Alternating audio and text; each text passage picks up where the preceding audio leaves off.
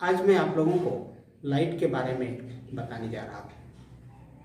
Light is a form of energy which causes sensation of vision. Light electromagnetic wave है। Light को electromagnetic wave हम क्यों कहेंगे? इसलिए कहेंगे क्योंकि इलेक्ट्रॉन जिस तरह से मैग्नेटिक फील्ड में अफेक्टेड होता है, इलेक्ट्रिक फील्ड में अफेक्टेड होता है, ठीक उसी तरह से लाइट पड़ने पर भी इलेक्ट्रॉन अफेक्टेड होता है। यही कारण है कि लाइट को हम लोग इलेक्ट्रोमैग्नेटिक वेव कहते हैं। अब हम लोग रिफ्लेक्शन ऑफ लाइट के बारे में जानेंगे। What is reflection of light?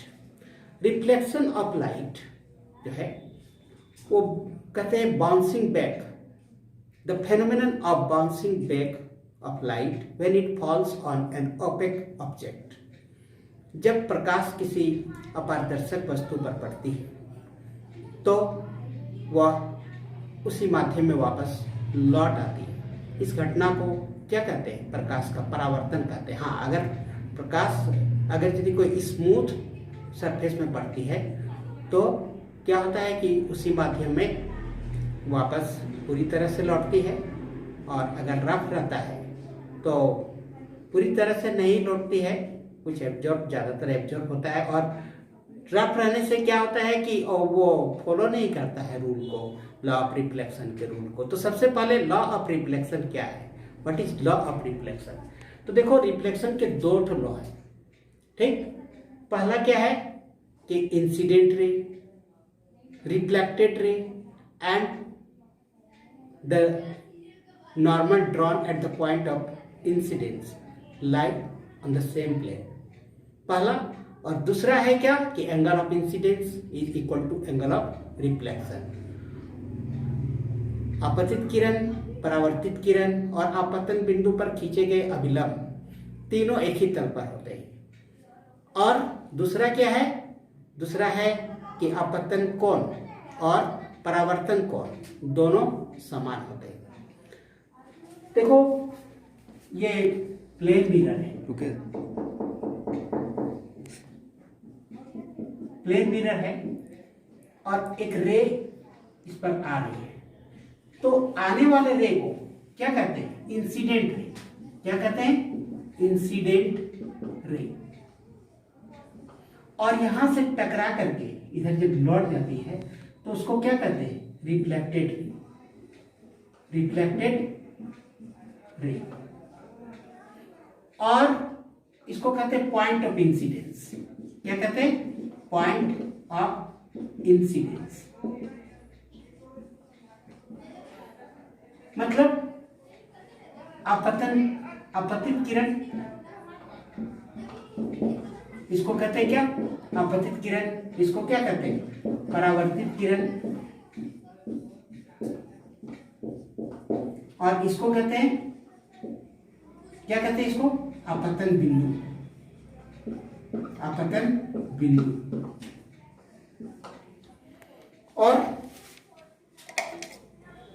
इसको कहते हैं नॉर्मल अभिलंब, normal drawn at the point of incidence.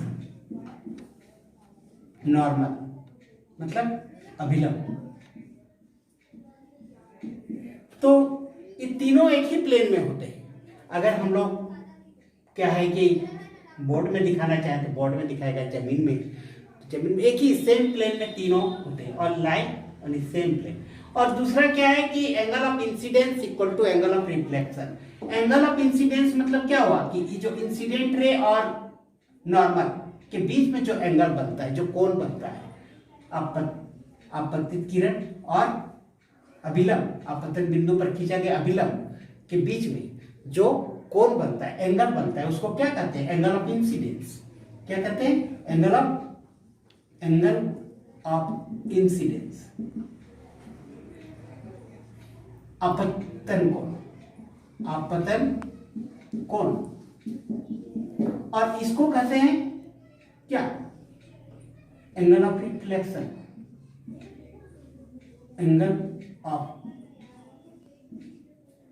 Reflection मतलब परावर्तन कोण।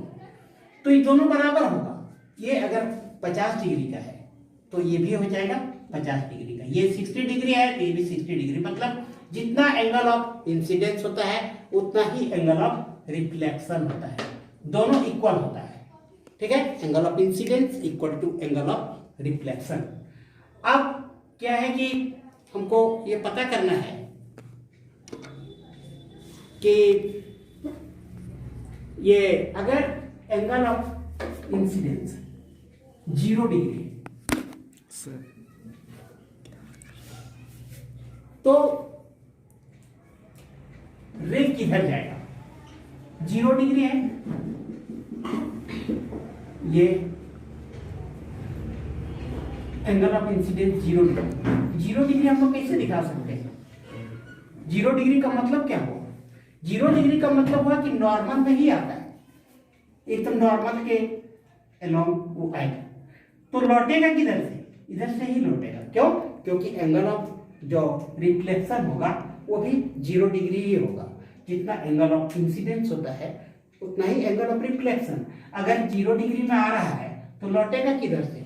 0 डिग्री में ही लौटेगा, ठीक है। तो ये हुआ क्या?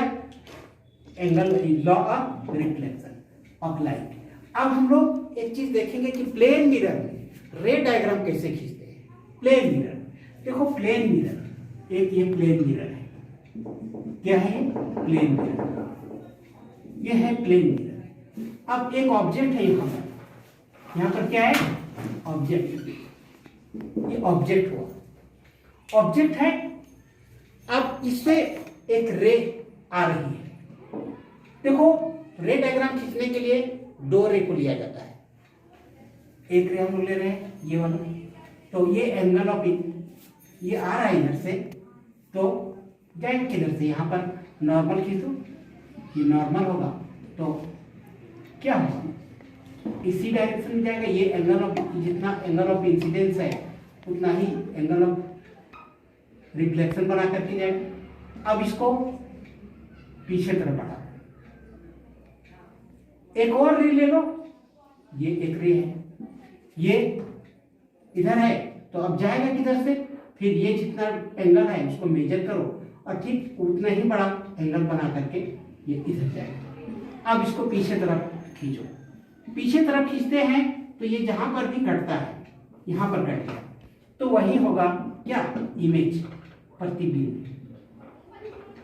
ये हो गया ऑब्जेक्ट, ये हो गया इमेज। इसमें हम लोग मेजर अगर करेंगे तो ये जितना डिस्टेंस है मिरर से ऑब्जेक्ट का डिस्टेंस जो होता है वो भी, और मिरर से ये इमेज का भी डिस्टेंस उतना ही होगा।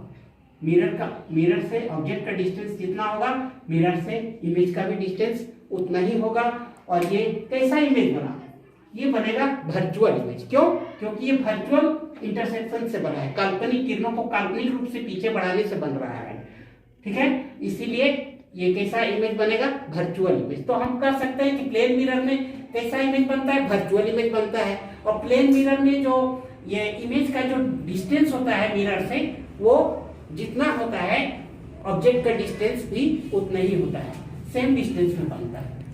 और इरेक्ट होता है, ये अगर इरेक्ट है, ये अगर इस तरह से सीधा है, ये भी ऐसे ही बनेगा, उल्टा नहीं बनेगा, इन्वर्टेड नहीं बनेगा।